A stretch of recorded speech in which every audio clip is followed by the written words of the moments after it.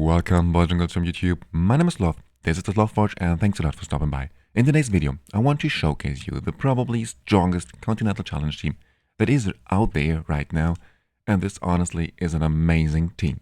Now you probably already heard or saw about this team. This is a team that was created by Hisoka on Fire, and this team it performs amazingly well. So yeah, first, of course, I will put you the link to his video in the description below, and you should definitely check out his video because he does amazing content, and I texted with him lately a little bit, and he's also a very nice person, a very chill guy, and also extremely helpful, so definitely check out his channel, you will not regret to do so. Now, I want to showcase this team as well, but of course, I don't only want to showcase this team. What I mainly want to focus on in this video is I want to help you to recreate this team, because there are a lot of common mistakes when you try to rebuild this team. And this is not only something that I experienced, but I texted with a lot of people who tried to recreate this team and they struggled a little bit. Because there, as I said, there are a lot of common mistakes and I want to cover all those common mistakes. So let's get into this.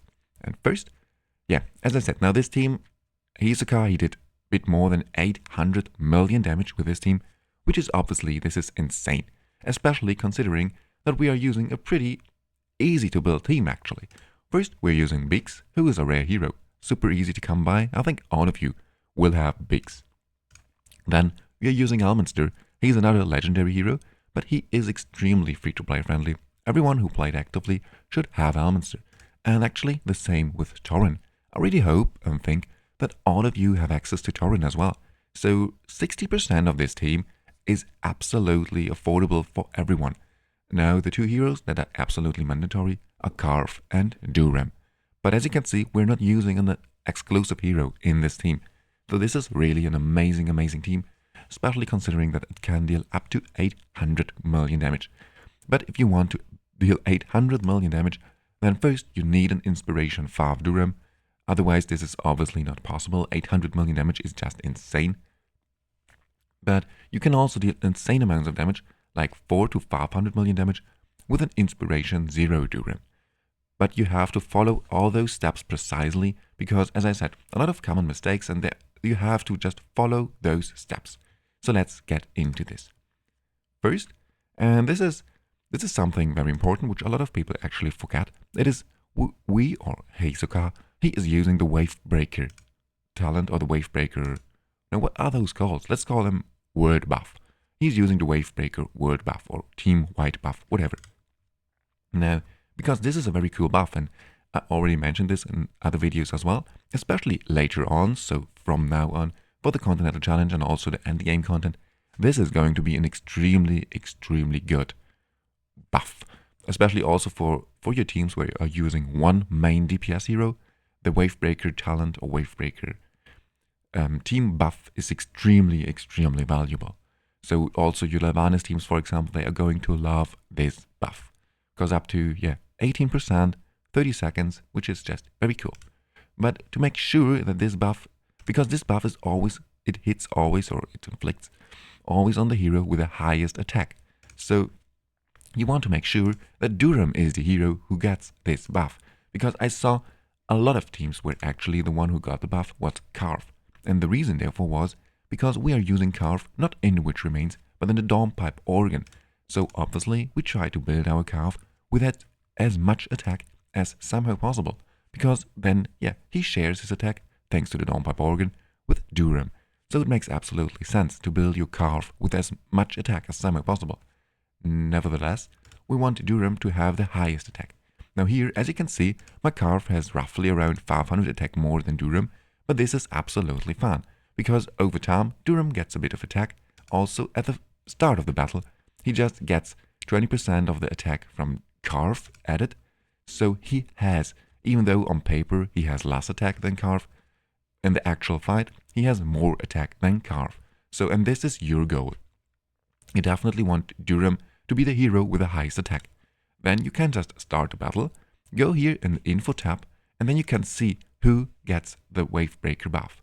As you can see, now the first Wavebreaker buff actually here in this team goes to Carve, and it would be of course better if all of those buffs go to Durem immediately, But yeah, the first one for some reason goes for Carve, because it takes a little bit of time for Durem to get enough attack, because he's also using the Stonebreaker set, which we're talking about in just a second. But as you can see now here, he now starts to get the Wavebreaker buffs, and now for the rest of the game, he is the only hero who gets those Wavebreaker buffs, which has a very huge impact. It has an impact, it makes a difference of around 30 to 40 million damage actually, so this is very, very important. Also keep this in mind please as well, if you are using the Stonebreaker set on your Carve as well, then you have to be very careful. Then it is possible that after 2 or 3 minutes, all of a sudden, he once again is the hero with the highest attack, and then he is the one who now gets those Wavebreaker buffs. And you definitely want to avoid this if semi-possible. So yeah, just check out the info tab, watch it for one whole run, and make sure that it is Durem who gets those buffs. Next, as I said, I wanted to talk about the Stonebreaker set for just a second. I would 100% recommend you to always use the Stonebreaker set on your Durem. Also, without a doubt, you have to use the Skyfire Sun set, because this set is so strong for your burn heroes, especially for Durem, so you definitely want this set. It will increase your damage by so much. And also the Stonebreaker set. And I want to mention this just real quick, because there was a lot of confusion, some people were not sure if the Stonebreaker set or if the burn debuff actually counts as a debuff. And this is actually very weird, because sometimes the burn debuff does not count as a debuff for some instances. Now, when we're talking about gear, it counts as a debuff. So you can use the burn debuff for the Stonebreaker set and increase your attack 20 times by 1.5%, which is quite a lot. So you should definitely use the Stonebreaker set. And also a lot of confusion here with the Emissary's Whisper set as well, because we were not sure if the burn debuff will actually activate the Emissary's Whisper set, but yes, I can tell you it does. So you should absolutely use the Emissary's Whisper set on your Carve, because you will have pretty much a 100% uptime of this buff, and therefore just increase your overall dealt damage by 10% for the whole fight. So this is a very, very good set as well. Next, I talked about the attack and the gear for your Durem. The next thing, and this is extremely important as well, and I saw a lot of people struggling here or just didn't recognize this, me myself included, honestly. Like the first 5 or 6 runs I had this problem. The problem was that Durem was inflicted with attack penalty after 1 or 2 minutes, and this is something we want to avoid if semi-possible. We never want to see attack penalty on our Durem, because it will cut our attack roughly in half, and this is something we definitely don't want to see. It will cause us so much damage. So how do you avoid this? There are 2 possibilities. First, of course, you could build him with resistance, but we don't want to do this because it will cost us a lot of other stat points. So we don't want to build Durem with resistance. Instead, we're just using Torrin and placing Torrin right behind Durem. So he can now inflict the debuff immunity, and we're pretty much set. Now, what is the common mistake here? This is extremely important. We are using 4 fire heroes and we are using the inspiration set, but the inspiration set does not boost our Torrin. So we have to make sure that Torrin has at least 59 or 60 skill haste to make sure that he has an 18 seconds recast timer. This is extremely important because, yeah, as I said, you want to make your Durem immune to debuffs.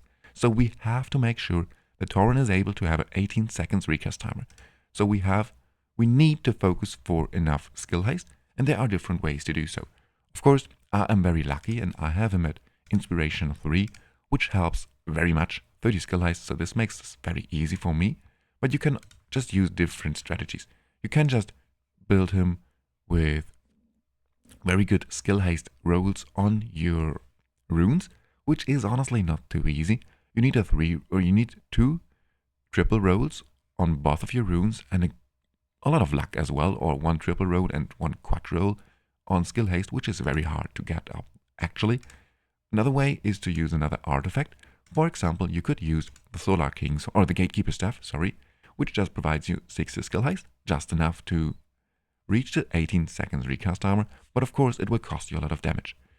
But this is probably the easiest way if you cannot acquire 60 skill haste from your runes. But this, as I said, is absolutely mandatory, because otherwise we lose so much damage.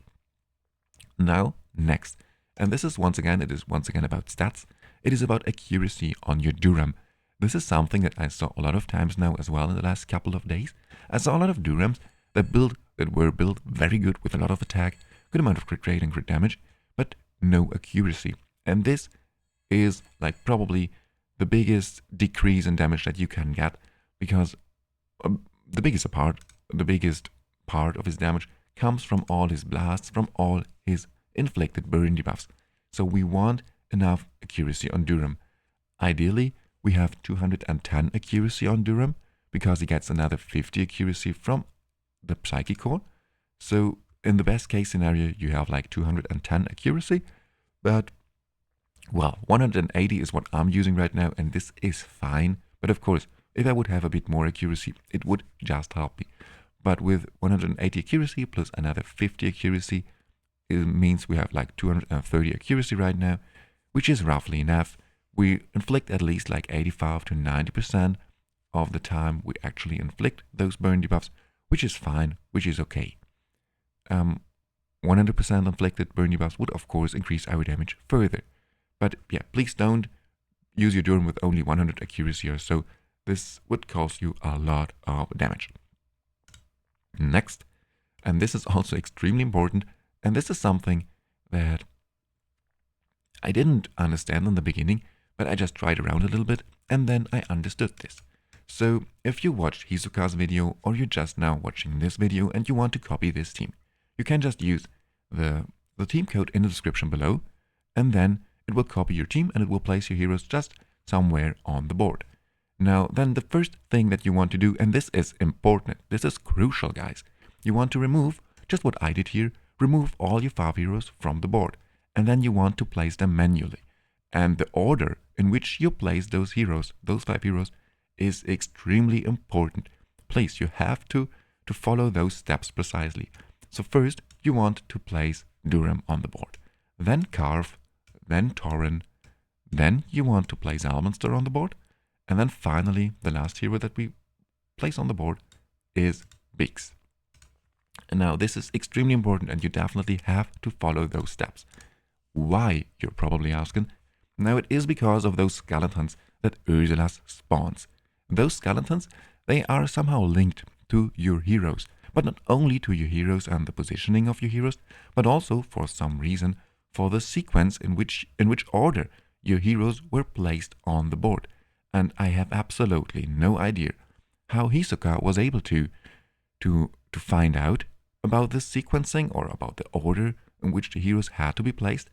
But then I just tried some other sequencing, some other order, and what happened is that those skeletons that spawn, we can just look at those in just a second, they always, this is extremely important. Now let's do this another way. We're using Biggs as our Which Remains holder, and he only has a 3x3 tile for his ultimate. So, and we definitely want him to inflict defense penalty on all enemy adds, not only on 80% or so of them. And for some reason, if we are using another sequencing, another order for our heroes, then those skeletons, they are placed on other tiles. So for example, then sometimes here a skeleton stays, or sometimes here a skeleton stays, while your Biggs is always aiming at this area. So, and with this exact positioning, with this exact order of positioning, then the skeletons will always, all of them, be in range for Biggs' ultimate. So this is the reason why you want to copy this exact order, to make sure that all those 9 or those 6 adds or whatever, how many adds he's going to spawn, that they always stay in range for Biggs' ultimate. So this is the reason why you want to copy the exact order in which you place your heroes on the board. Now, I really hope that this was understandable, that this was not too cryptic. And yeah, if you have any further questions of the sequencing or the positioning of your heroes, please let me know in the comments below. But well, that's pretty much. Also something you have to be careful when you then remove all your heroes from the board and then place them on the board again, then you have to swap your aura back to the Enlightenment aura. This actually has not the biggest impact, but it helps you just to stay alive a bit longer, because it will increase your Torrin heal and also your Elminster's shield. So this is why I would highly recommend you to use the Enlightenment Aura. And then, when we are talking about Elminster, there is one last thing, and this is also extremely important. You should absolutely never use the double advantage talent on your Elminster for this particular team, because it will screw up your rotation. It will reduce the enemy ultimate energy by only 5%, but every single time when he is inflicting a negative effect.